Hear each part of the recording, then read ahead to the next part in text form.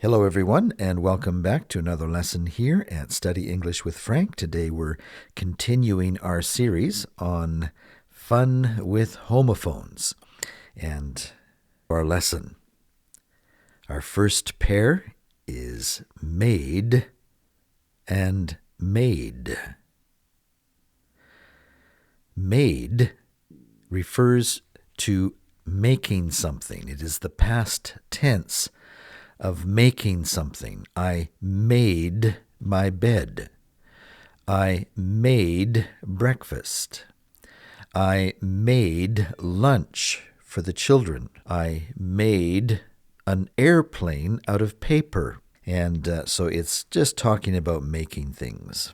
Whereas the maid, M-A-I-D, is a person who works doing domestic tasks for either a family or a company. And so a maid washes the floors. A maid cleans the house. A maid washes the dishes. Someone who helps around the house. Interestingly, you could say, the maid made the bed. And that is often what they do when they work for a hotel. They make the beds. And in the past tense, you would say they made the beds. Our next set of words are air and air. The first air is what we breathe with every breath we take. Air is all around us. It is the atmosphere that we all breathe in every day. We call it air. Heir, H-E-I-R, refers to someone who receives an inheritance when somebody dies. Usually it's the children of a family. When the father dies or the parents die, they receive the house that used to belong to the parents or all of the possessions because they are the heir of the estate. They get the inheritance from their family. Our next set of words are bear and bear. A bear is an animal that is quite common here in Canada. Living in the forest, especially if it's a remote forest. They can be seen on hikes when you go for a hike in the mountains. It's a beautiful animal, and they love to catch fish. The bear loves to catch fish. The other bear refers to something that is quite empty. For example, you might open the cupboard and see all the food is gone. And so you would say the cupboard is bare. It can also refer to someone who doesn't have much clothes on. You could say they're bare, naked. They don't have much on. Our next set of words is bee and bee. The first bee is, of course, an insect that flies around gathering nectar from the flowers, and they use that to make honey.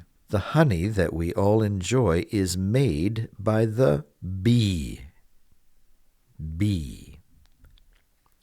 The other bee is a word to state one's existence. I am. And we use it a lot when we are going to be studying grammar. It's a state of being, right? I want to be with you when you go on vacation. I want to be a better person. I want to be with my family. I want to exist. I want to be together. It's a word that states that you want to exist in a certain way. I want to be there when the parade comes down the street. I want to be. Our next set of words is break and break. The first break is what we like to take when we've been working hard for a long time and we just need to take 5-10 minutes, maybe 15 minutes, and just relax from our work and take a break. When are you going to go on your coffee break? Break. The other break is what we put on devices that are mobile that will help us bring them to a stop. The brakes on my car help me stop. It can even be used as a verb. I see the train coming ahead. I need to brake the car, to slow down the car. Step on the brake. Our next set of words is cell and cell. The first cell is something that all living matter is made up of small, tiny cells. Our bodies are made up of small units that we call cells. And it's the same for every animal and plant, for that matter. We are all made up of small, tiny cells. The other cell is referring to what we do when we take something that we own and we offer it to somebody else in exchange for money. Then we are selling. So if I want to get a new car, I might want to sell my old car to someone. When I get a new phone, I have an old phone that's just lying around. Well, maybe it would be a good idea to sell my phone. If I grow too many vegetables in my garden, well, I might want to sell some at the farmer's market. Sell. Our next one is going to be fun because there's 3 of them: cent, cent, and cent. The first one usually refers to a division of 100, 1 of 100. For example, in Canada, we used to have what we called pennies, and they were worth 1/100th of a dollar, and we called them cents. Oh, that only costs 5 cents. Or even when I was a boy, you could get bubble gum for 1 cent. Cent. We don't have pennies anymore in Canada. When we go to the store, if something is selling for $4.98, well, the store just rounds it up to $5 because we don't carry pennies around. It costs more to make a penny than they're worth, and so the government of Canada a few years back decided no more cents. Our next scent refers to the odors that are all around us. Oh, that's a lovely perfume that you are wearing. I can smell the scent of your perfume. Oh, that flower has a wonderful scent. Smell it. Our third scent is what we do when we send something. It's the past tense of send. I sent my colleague an email. I sent the children to school. I sent my wife to the grocery store to get some vegetables. It's the past tense of send. Sent. Our next group of words is whole and whole. The first one is what we dig in the ground. To put something in, maybe plant a tree, we dig a hole to plant the tree. Or we could say the groundhog dug a hole to build his house underground. A hole. The other whole refers to a full part. Last time we learned a piece of pie, right? Just a slice. Well, the whole would be what the pie looked like before someone cut a slice. It's the whole pie. It's the whole cake before it is cut. You have a whole loaf of bread. It's complete. It has not yet been cut. It's the whole loaf. Our next set of words are no and know.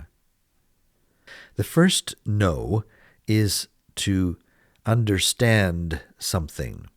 I know how to count to 10 in English. I know lots of vocabulary words in English.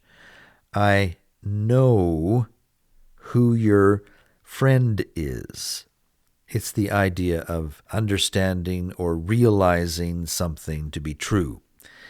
I know, I understand, I realize. The other know, of course, is something we all know, right? It is the one of the first words that a baby learns. It's one of the first words that English students learn. No, yes and no. Do you want to go to the store with me? No, I don't want to go to the store with you.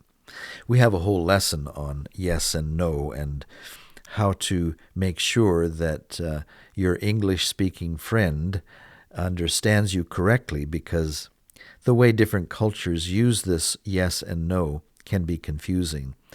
And so be sure and find that lesson. You will find that one very helpful. Even if you already know what no means, you, I think, will find that series of lessons helpful. Yes and no, and how to use them correctly when speaking to English-speaking people. All right, our last set of words, male and male. The first one is, back when I was a boy, we used to write letters and put them in an envelope and send them off in the mail. We would mail the letters. Today, of course, most everybody just uses email, right? Electronic mail. It's a way of communicating your ideas and thoughts and love to other people in a written form. Mail. Well, maybe I overstated that. I am sure that some people still mail regular letters, but for the most part these days everybody just does everything on the computer, right? The other male is, of course, referring to the man in any species. You have a male and a female, and the male is masculine, or the man, and the female would be the woman. Now, of course, there are people today that have a difficult time identifying themselves as either male or female, and we can respect that. Well, that's our lesson for today, and I hope that you learned, basically you're learning 20 words, right, when we do this, sometimes a bit more when we have 3 words with the same sound. And so this is a good way to learn English words every day. Take one of our homophone lessons, and as you listen, maybe write them down, put them in your pocket, take it to work, and pull out your cards as whenever you have a few moments at work, and review them, and then maybe listen to the lesson one more time in the evening, and you should have learned at least 20 new words in one day. Isn't that great? All right, well, that does it for this lesson, and we'll see you next time here at Study English with Frank. Bye-bye.